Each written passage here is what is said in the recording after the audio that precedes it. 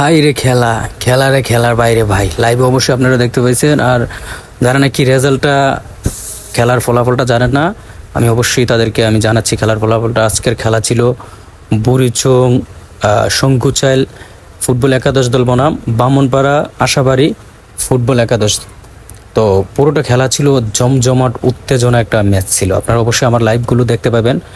আর আমার লাইভে প্রথম যে লাইভটা আছে এটা ট্রাইপ্যাকার যে লাস্টে হয়েছে, এই ট্রাইব্রেকারের খেলাটা পুরোটা আপনারা আমার প্রথম লাইভে দেখতে পাবেন। আর খেলাটা পুরোপুরি 90 মিনিট খেলা হয়েছে। মাঠের মধ্যে সবাই দু দল সমান সমান লড়াই করে, দু গোলে সবাই সমতা হয়ে পরবর্তীতে আপনার খেলা যখন 2 মিনিট বাকি তখন একটা গোল হয়।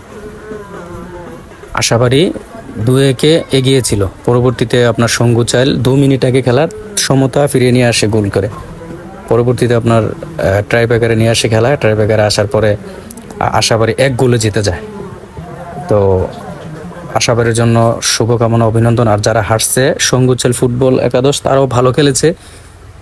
তবে ভালো খেলার পিছনে মাঝে মাঝে ভুলবশত কোনো ভুলের কারণেই হেরে যেতে হয়।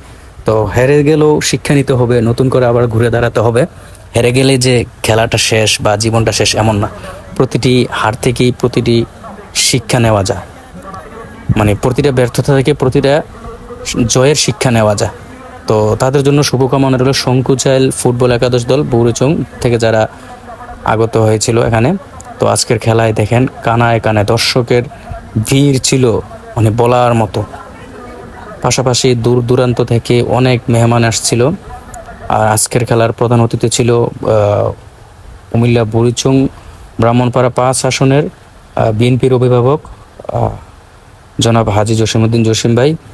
আর পাশাপাশি ছিলেন এটিএম মিজানুর রহমান বুড়িচং থানার, পাশাপাশি ছিল গোলাম কিবরিয়া, আরও ভিন্ন গণ্যমান্য মানুষগণ ছিলেন উপস্থিত। তো যারা নাকি এই যে দেখেন দর্শক, হাজার হাজার দর্শক ছিল। আইন মোতায়েন, আইন প্রশাসন, পুলিশ ছিল, যেন কোনো অপ্রীতিকর ঘটনা না ঘটে খেলার মধ্যে। আসলে ফাইনাল খেলার মধ্যে বাংলাদেশে অনেক ফাইনাল খেলা হয় না শুধু ঝগড়া হওয়ার কারণে।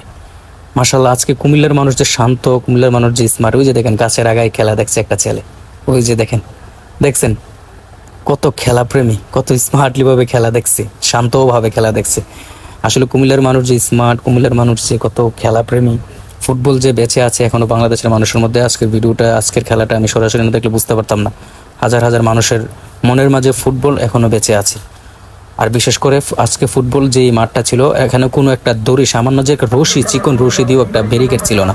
তারপরও মাশাআল্লাহ কুমিল্লার মানুষ একটুও নড়চড় না করে পুরোটা খেলা দেখা